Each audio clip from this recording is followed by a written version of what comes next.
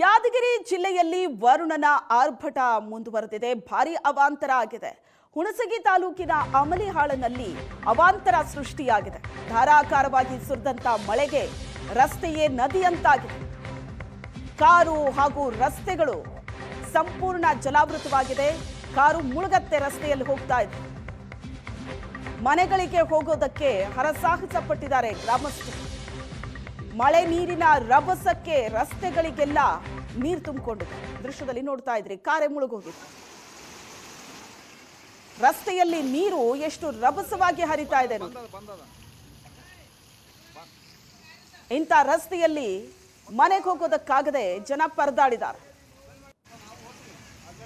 ರಸ್ತೆಗಳು ಸಂಪೂರ್ಣ ಜಲಾವೃತ ಆಗಿದೆ.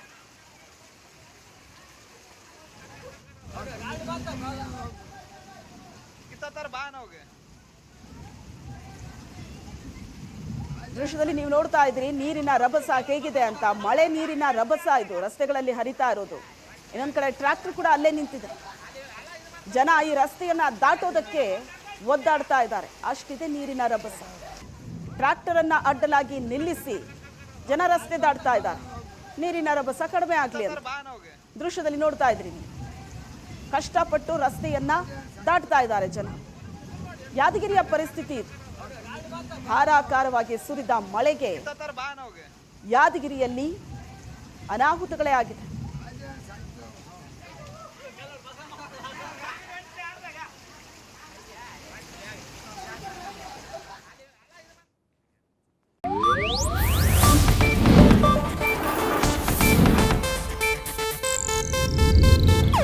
ಇದು ಏಷ್ಯಾನೆಟ್ ನ್ಯೂಸ್ ನೆಟ್ವರ್ಕ್ ಪ್ರಸ್ತುತಿ.